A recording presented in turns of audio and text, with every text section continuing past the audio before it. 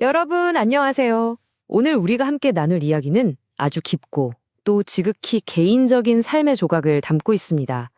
상실의 아픔을 겪은 한 분의 내밀한 에세이를 같이 살펴볼 건데요. 슬픔이라는 이 무거운 감정이 우리의 평범한 하루 일상과 어떻게 얽히고 교차하는지 따라가 볼 겁니다. 오늘 우리는 글쓴이의 발자취를 그대로 쫓아가 볼 텐데요.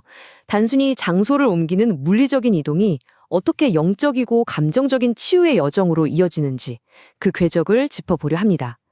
자, 그럼 이 감동적이고도 철학적인 여정 바로 시작해 볼까요? 자, 이 이야기 속으로 조금 더 깊이 들어가 보겠습니다.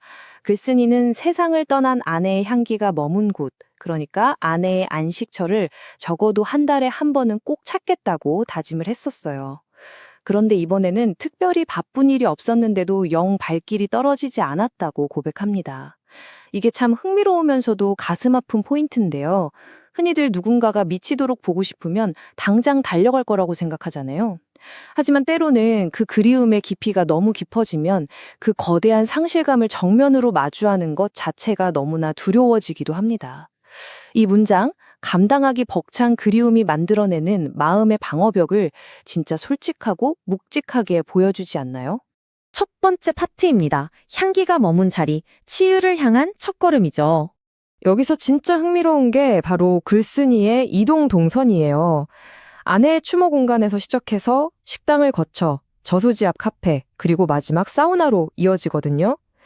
이 물리적인 로드맵이 사실은 상실의 슬픔을 관통해 나가는 감정적 로드맵과 완벽하게 일치합니다.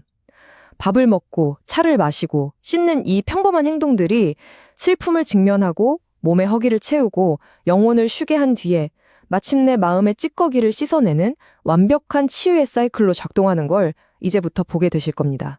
아내의 공간으로 향하는 길에 글쓴이가 다이소에 잠깐 들어옵니다. 그동안 햇볕에 그을려서 빛이 바랜 조화가 계속 마음에 걸렸던 거예요. 글쓴이는 요즘 조화가 참 영악하다고 표현합니다. 눈으로 쓱 보기엔 생활랑 구분이 안 갈 정도로 정말 화사한데 정작 그 안에는 살아 숨쉬는 생명의 향기가 전혀 없다는 거죠. 겉으로는 멀쩡하게 살아가고 있는 것 같아도 속은 생기를 잃어버린 자신의 텅 빈 마음과 묘하게 겹쳐지는 뼈아픈 대비를 느끼는 겁니다. 그런데 이 평범해 보이는 행동이 곧 예상치 못한 아픔으로 다가옵니다. 여러분 한번 상상해 보세요. 새 조화를 꽂으려고 작은 모종삽으로 흙을 파내잖아요. 이 지극히 단순한 물리적 노동이 글쓴이에게는 결코 단순하지가 않았던 겁니다. 흙을 파내는 그 수고가 내 심장을 파헤치는 듯한 고통으로 훅 밀려오는 거예요. 사랑하는 사람을 떠나보낸 사람한테는 그저 흙을 만지는 사소한 행위조차 마음 깊은 곳에 상처를 건드리는 트리거가 될 수 있다는 걸 진짜 뼈저리게 보여주죠. 두 번째 이야기로 넘어가 보죠. 신앙과 슬픔의 거리입니다. 자, 이제 안식처 앞에 선 글쓴이의 내면에서 엄청나게 치열한 갈등이 시작됩니다. 글쓴이는 기독교인이라서 하늘나라에 들어가는 게 삶의 최고의 소망이라고 늘 입버릇처럼 말해왔거든요. 교리적으로 보면 그건 완벽한 축복이자 안식이니까요. 그런데 막상 내가 사랑하는 아내를 먼저 떠나보낸 당사자가 딱 되고 나니까 그 굳건했던 믿음을 내 현실에 적용하는 게 참 낯설고 거시기한 일이 되어버리는 겁니다. 머리로는 아는데 마음으로는 그래도 조금만 더 내 곁에 머물다 갔으면 좋았을 텐데 하는 지독하게 인간적인 미련이 발목을 꽉 잡는 거죠. 신앙이 주는 위로와 사별의 현실 사이, 그 아득한 거리가 우리한테 참 많은 생각을 하게 만듭니다. 세 번째 파트, 살아간다는 것의 역설입니다.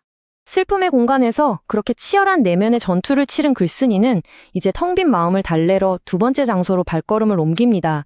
무너진 마음을 이끌고 향한 곳, 바로 현실의 육체를 달래는 식당이었어요. 미리 예약해둔 나루터라는 곳에 도착하니까 눈앞에 김이 모락모락 나는 갓 지은 솥밥에 구수한 청국장, 정갈한 반찬들이 쫙 깔립니다. 조금 전까지 무덤가에서 가슴이 찢어지는 슬픔을 느꼈는데 그 정성스러운 음식을 보니까 다시 잃었던 입맛이 확 도는 걸 느끼는 거예요. 이 순간 글쓴이는 감정의 세계에서 철저히 물리적인 현실의 세계로 두 발을 딱 딛게 됩니다.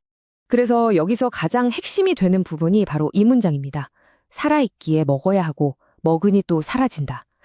세상이 다 무너진 것 같은 상실을 겪었는데도 때가 되면 배가 고프고 음식을 삼켜야만 살 수 있죠. 참 얄궂은 생물학적 숙명 아닙니까?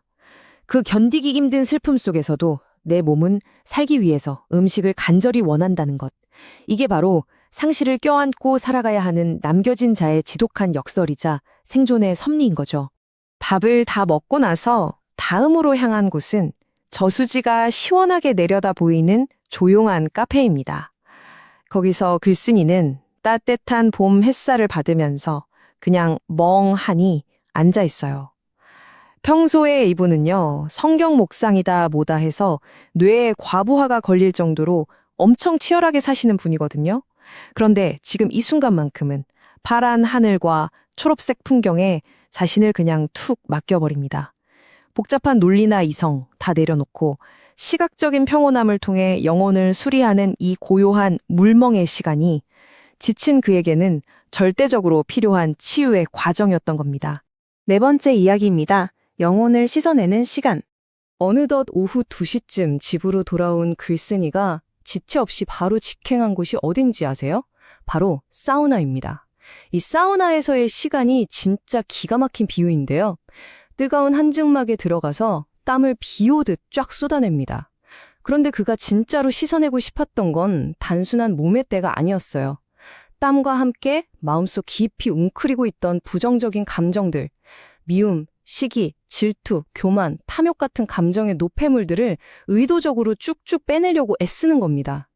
땀을 빼는 물리적인 행위가 내면의 결함을 씻어내는 영적인 의식으로 승화되는 엄청난 장면이죠. 땀을 뻘뻘 흘리면서 그는 이 단순 명료한 진리를 계속 되새깁니다. 본인 스스로가 매일 발버둥치지 않으면 언제든 픽 쓰러질 수 있는 연약한 존재라는 걸 너무나 잘 아는 거예요. 깊은 절망의 늪에 빠지지 않으려고, 또 세상의 탐욕에 갇히지 않으려고 매일같이 몸과 마음을 단련하고 비워내는 겁니다. 살아남은 자로서 하루하루를 제대로 버텨내겠다는 굳은 의지 느껴지시나요? 우리도 살아가면서 매일 마음의 때를 이렇게 벗겨내는 고요한 의식이 하나쯤은 필요하지 않을까 싶습니다. 자, 마지막 챕터입니다. 당신의 향기는 여전히 머물고. 여보, 당신의 흔적이 있는 곳에 다녀왔어요. 여기서부터는 글의 분위기가 확 바뀝니다. 마치 아내분에게 직접 말하듯이 조용히 편지를 건네거든요. 다이소에서 사온 꽃으로 주변을 다시 꾸몄던 아까 그 순간을 고백하면서 내 솜씨가 곰 같아서 참 투박하고 엉성하다고 엄청 쑥스러워합니다. 하지만 그 서투름 속에 오직 아내만을 생각하는 진심 하나는 꾹꾹 눌러 담았다고 조심스럽게 전하죠. 화려하진 않아도 세상에서 제일 따뜻하고 아름다운 장식 아니었을까요? 여러분, 여기서 글쓴이가 조용히 묻습니다. 당신은 내 이 투박한 노력을 어떻게 봤을까? 하고요. 이 질문 참 가슴이 먹먹해지지 않나요?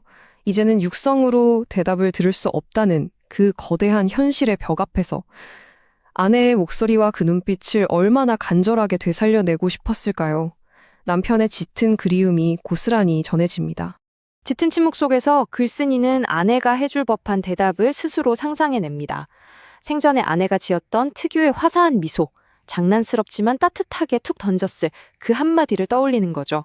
당신 솜씨가 그렇지 뭐, 그래도 괜찮아요. 와, 이 가상의 대답 한마디가 그동안 글쓴이의 가심을 짓누르던 무거운 죄책감과 아쉬움을 눈 녹듯이 싹 녹여버립니다. 진짜 대화를 나눈 건 아니지만 이 상상 속의 대화만으로도 완전한 감정적 해방과 위안을 얻게 된 거죠. 정말 눈물나게 아름다운 치유의 순간입니다.